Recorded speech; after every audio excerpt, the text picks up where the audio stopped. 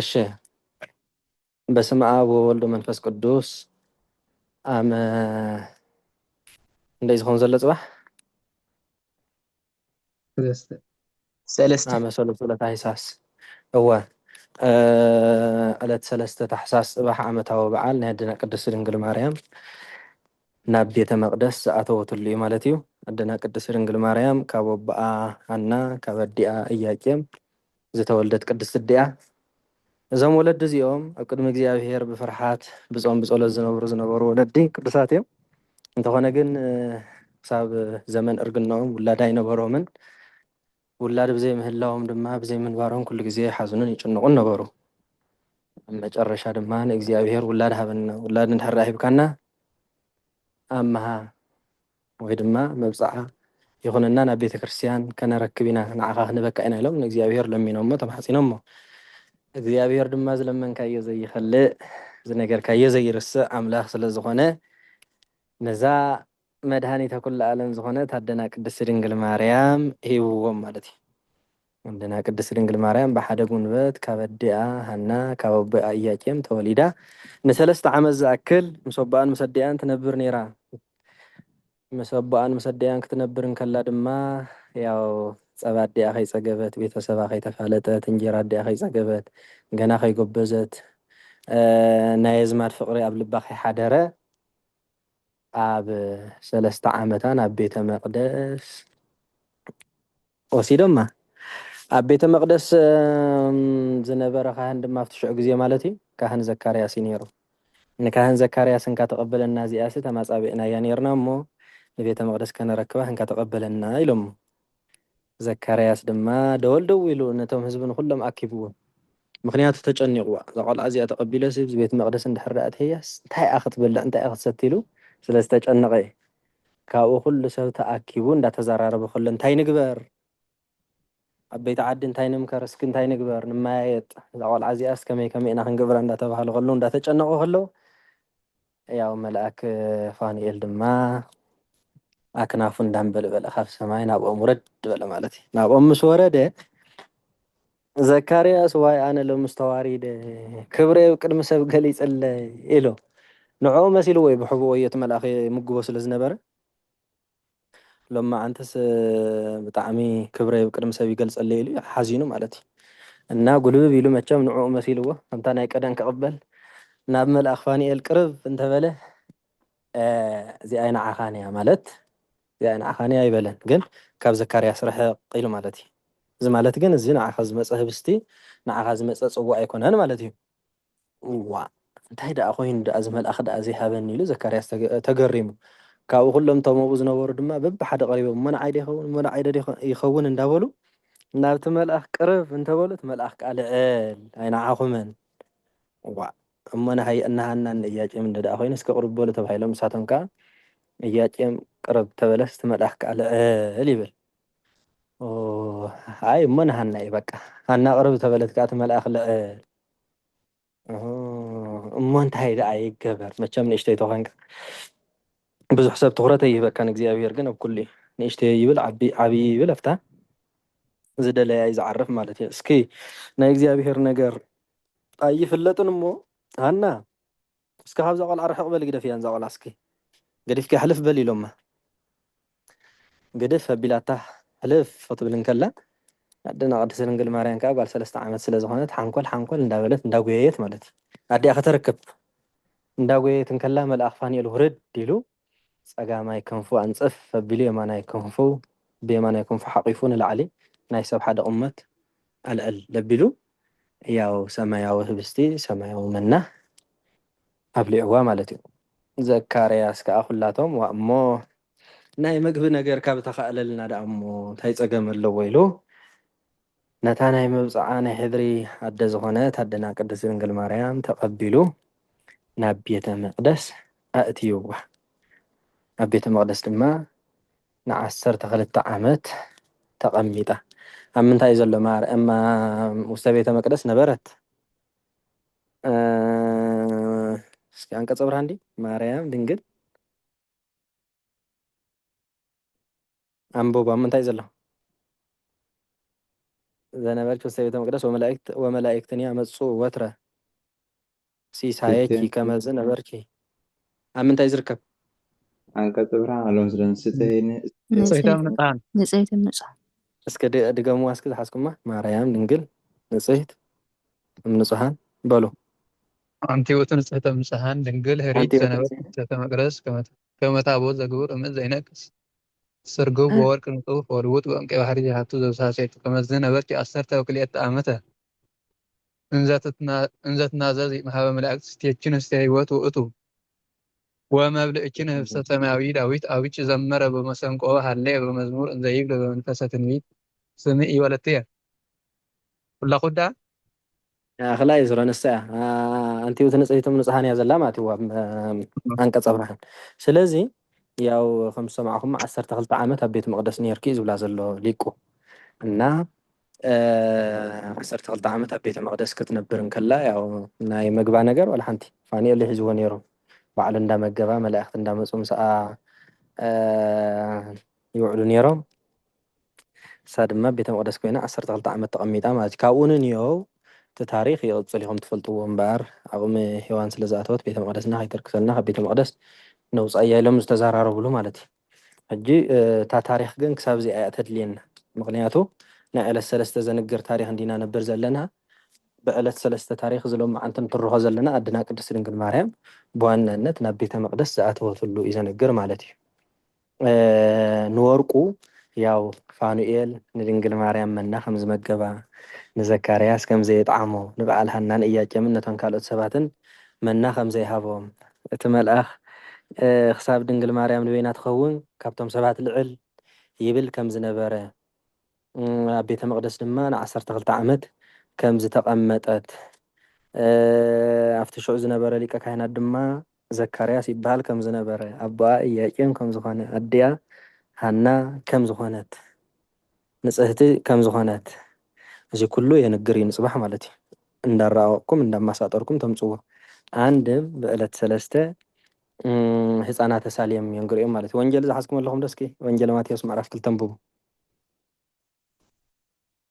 ናይቶም ሄሮድስ ዝሰይፎም ህፃናት ታሪክ እውን ጽባሕ በዕለት ሰለስተ ኩሉ ግዜ የንግር ስለ ዝኾነ ንስኹም ትርሆ ማለት እዩ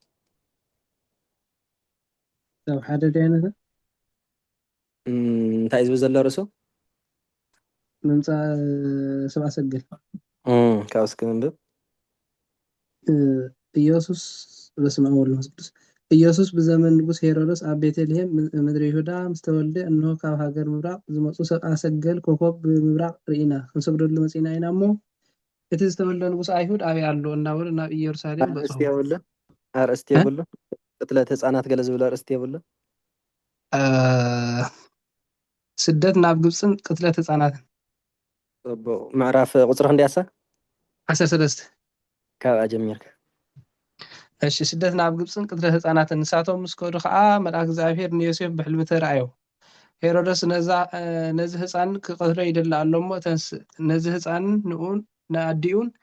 ሒዝካ ናብ ግብፂ ህደም ክሳዕ ዝነግረካ ከዓ ኣብኡ ፅናሕ በሎ ዮሴፍ ድማ ተሲኡ ነቲ ህፃን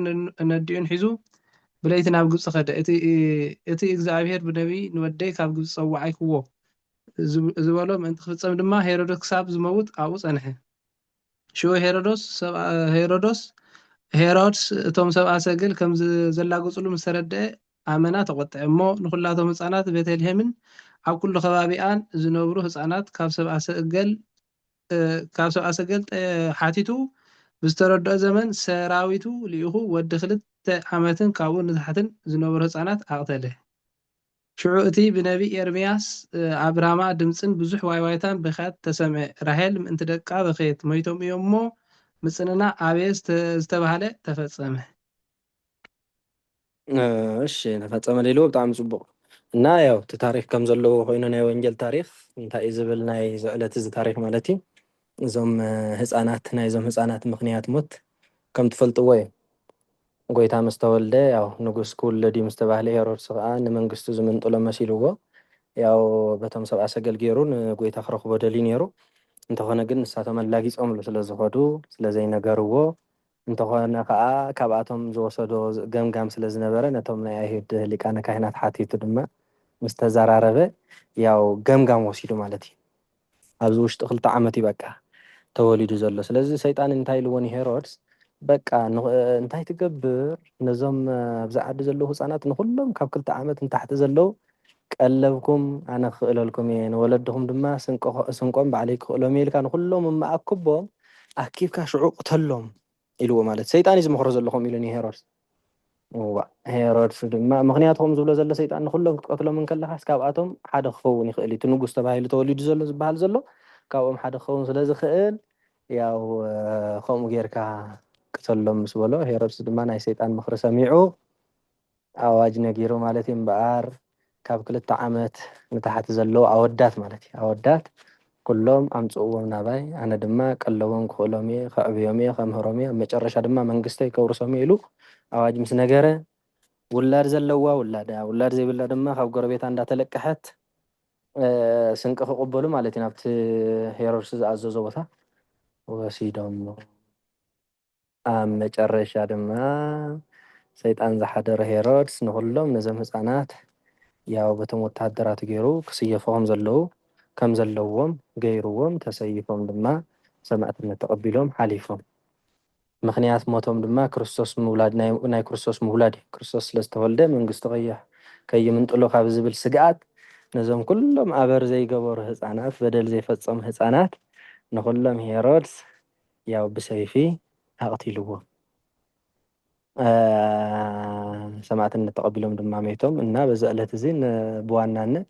ንቕንየ ዘንግሮ ናይዞም ህፃናት እዚኦም እንታይ እንድሕር ኢልኩም ብሰይፊ ክሳዶም ከም ዝተቆርፁ ሄሮድስ ከም ዘቕተሎም ምክንያት ናይ ሞቶም ድማ ናይ ጎይታ ምውላድ ምዃኑ ወርቂ ኮይኑ ዘገልግል ሰይፍ ንባዕሉ ወርቂ ህፃናት ወርቂ እዮም ሄሮድስ እውን ንባዕሉ ወርቂ ብቐታልነት ማለት እዩ እዚ ኩሉ ናይቶም ህፃናት ድማ ይነግር እዩ ሰማዕትነት ከም ዝተቐበሉ ትነግሩ ማለት እዩ ናይ ኣቡነ ሊባኖስ ታሪክ እውን ኣለኩም እሱ ያው ገድሊ እንብቡ ብዋናነት ኣብ ጉባኤ ቤት ዝተረኽ ዘን ክልተ እየን ናይ ዕለት 3 ታሪክ ማለት እዩ ቀዳማይ ናይ ኣዴና ቅድስት ድንግል ማርያም ናብ ቤተ መቅደስ ዝኣተወትሉ ዓመቱ ያው ታሕሳስ ማለት እዩ ፅባሕ በረኸታ ይኽፈለና ፅባሕ እዩ ካልኣይ ድማ ናይዞም ህፃናት ንብሎም ዘለና ኣብ ዕለት 3 ኩሉ ግዜ ትነግሩሎም ትኽእሉ ኢኹም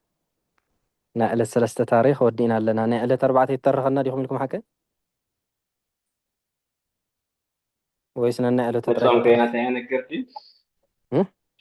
ናይ ጾም ነቢያት ከይነግር ድዩ ኣየነግርን ያው ንእሽተይ ፀኒሕና ግን ክንጅምር ኢና ነን ሰሙኑ ብርሃን ኖላዊ ገለ ዝብል ስለ ዘለዎ ኣው እምበር ኣየነግርን ኣራይ እሺ የኔታ ናይ ባእታ ወርቂ ዝኾነ እስኪ ናይ ባእታ ወርቂ መና ወርቂ እዩ ንሽ ቤተ መቅደስ ማርያም ወርቂ ሃና ወርቂ ኢያቄም ወርቂ ዘካርያስ ወርቂ ፋኒኤል ወርቂ ብዙሓት ወርቅታት ኣለዉ ኩሎም እዚኦም ወርቂ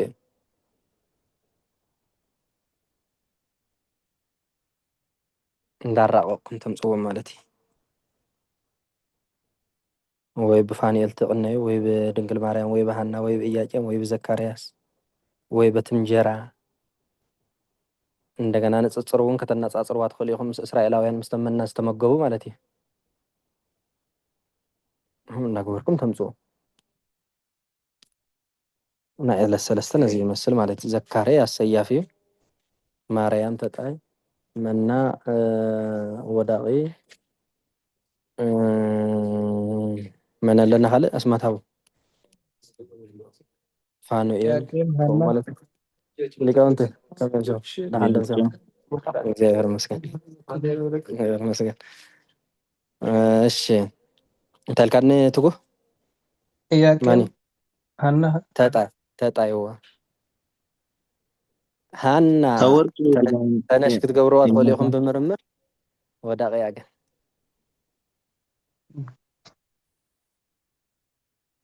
እሺ እንታይ ልካኒ ሄኖክ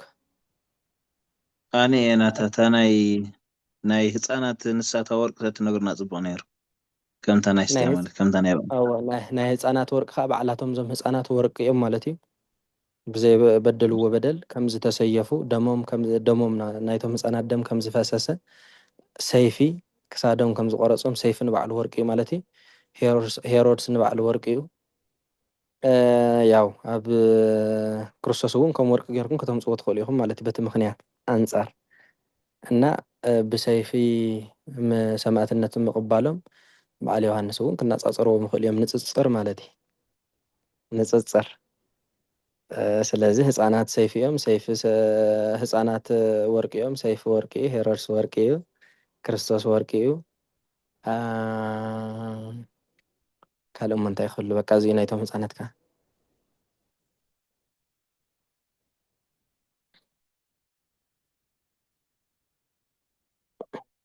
እንታ ናይ ዕለት 4 ተትነግሩና ባኸላ ጽቡቕ ነይሩ ጽቡቕ ሓራሽ ንበይና እምበር ክንገብራ ዘሪከርዲ